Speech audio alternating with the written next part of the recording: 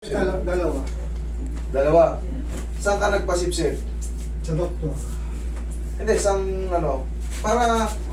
para yung viewers natin, alam nila kung saan sila pupunta. Malay mo, yung mga, saan ka nagpaano? Sa Malolos. Malolos. Ngayon, magkano yung payment niya ngayon sa pasipsip? Kasi maraming, hindi lang ikayo, hindi lang kayong dalawang may problema yan. Marami, halos lahat ng player. Tatlo libo eh. Oh, mura na yun. Dati 2,500, 3,000 ngayon. Kumbaga, malaking bagay kasi hindi kayang tuyuin ng mga plus yan. Kailangan talaga yung isa-suction. Kasi yung mga extend na fluid, luluwag kasi yung tuhod natin dyan. Parang feeling mo unstable, parang feeling mo pag Talaga tumulong ka ng ganun, maga. parang gaganon. Maga talaga ito. Opo, ganun talaga, kailangan yan. Pero ito mo, anong fluid lumalabas sa'yo? Kulay green eh. Kulay green na madilaw-dilaw na Oo, parang ano yun, Ano eh. na mamula-mula na hindi mo mawari. Nasa 5 ringgit na yata yung Sino nga sa'yo? Hmm. Sige, higa ka dyan. Pero ito naman pa rin nakakapagtaka. Ibig sabihin, hindi nakabalik yung Yung ugat. posisyon ng ano, hindi, posisyon ng ano mo. Posisyon ng buto mo. Kasi so, nasipsip na tuyo na. Ngayon, hindi nakabalik sa tamang posisyon. Ganito ang sukat ng tuhod natin eh. Ganito ang tuhod natin. Ngayon, itong kurbado na yan, maaring ito dumulas pababa. Kaya, pag naglalakad ka, Sakit. masakit. Yun ang susolusyonan natin. Pero at least, tignan mo, hanggang dyan lang yan, hindi umano, hindi katulad sa'yo, tumatalbog pati rito. Ganunin ko nga lang, napakalito. Ganunin ko lang, gumagalaw na yung dito. Ay ngayon sa'yo, nasipsip na. Okay na yan. Pero ang problema nito, adjustment naman, bone adjustment. Madali lang itong sa'yo. Kumbaga, mas matibay pa yung tuhod mo kaysa sa kanyang basa. Hindi sa kayong idol, wala, 10 araw pa lang, normal pa yan. Hindi papasipsip muna. Ayun, alam, mag-ama kayo? Alam niya yung pupuntahan mo. Kailangan, ang bata ka pa, marami ka pang malalaruan, idol. Hindi opera yun. Matutuyo yan. Oo. May papawis lang yan. Parang ano lang yun.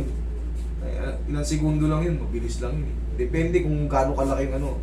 Pero sa'yo, ilang ringgilya? 5. 5. 5 hanggang Grabe yung pamamagaan nito. grabe. Basketball din yun eh. Nagpa-practice ka. Ikaw kasi, malayo pa makarating mo eh. Kumbaga, marami ka pang game na lalaruan.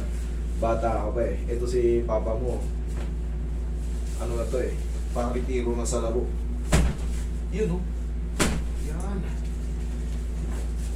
May umusog. Masarap yun. Okay yun.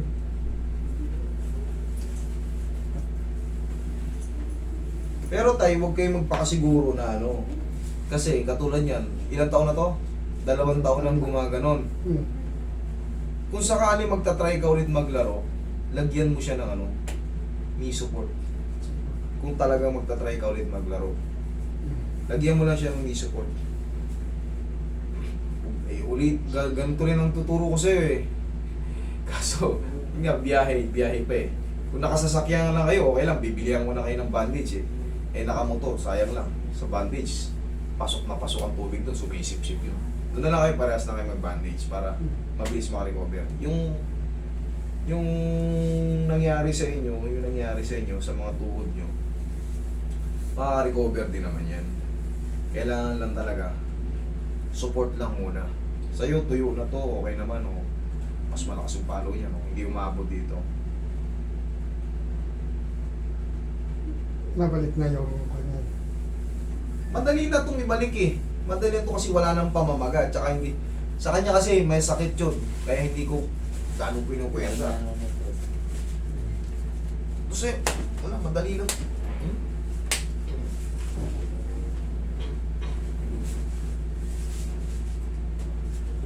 Subukan mo magtatalon dyan. Magtatalon ka dyan. Tignan mo. Talon ka dyan. Ganito kasi muna. Mabilis, tapos talon. Sige, tapong mabilis. Masakit pa? O, higa ko ulit. Pag mayroon pa, di balik ka lang. Kung hindi pa na-align. Saan siya banda? Siyempre hindi. Dito? Dito? Nasa ilalim yun. Sa ilalim na ilalim? Sa ilalim dito yung ano niya. Ito, dito?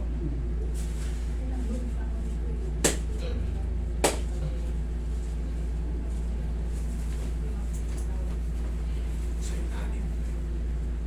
Ilalim na ilalim. Kapain natin.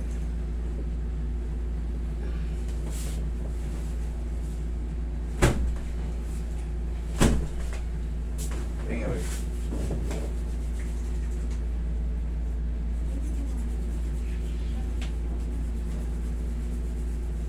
Dito siya, sir, o dito sa gilid?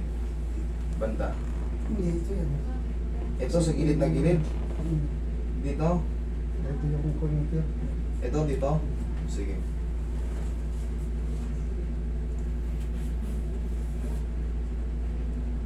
Hindi itong buto na to ha, o dito pa.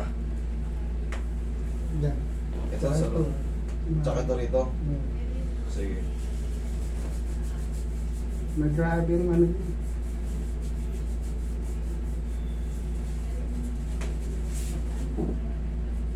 Dalawang taon.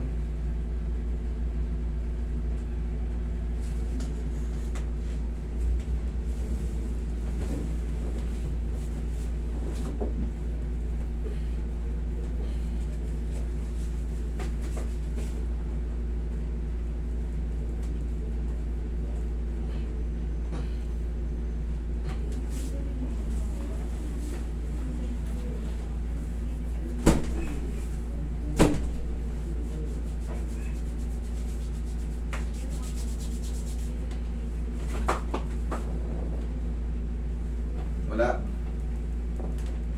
Sige. Try. Testing, sir. Pagka meron pa, ikakalaw din dyan. Pero kung maliit na, dire-diretso na yan.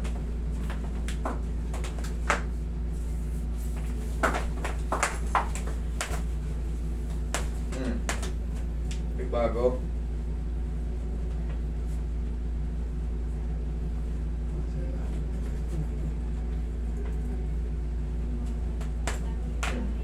Pagkasisipa nyo, sir, pagkasisipa nyo, para may adjustment talaga mangyari. Matigas to sa taas. Ganyan. Yan. Pansinin mo, sa tuhod lang tatama. Kasi pag lupay-pay siya, kasama singit. Pati dito. Tay, upo ka. Upo ka. Pakikita ko sa inyo. Paparamdam ko sa inyo kung paano siya tatama. Ganito ka. Tigas mo. Mas pwersado siya dito. Kumbaga, mas dito lang tatama. Pag lupay-pay kasi yun, gaganyan yan. Tapos, pati dito maapektuhan. Sige nga. Testing, sir. Oo, marami na siya.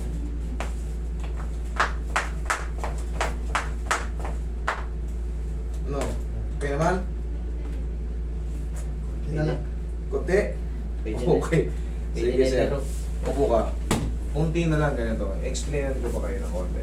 Pagka ganyan, unti na lang, dire-diretso na yan. Kailangan lang muna ini-support mo, tapos ipahinga mo lang ng ipahinga mo lang kayo siguro sa isang buwan. Kasi tuyo na yun sa'yo eh. Tapos, mag-focus ka muna sa strengthening ng ganito. Ibalik natin yung siglan.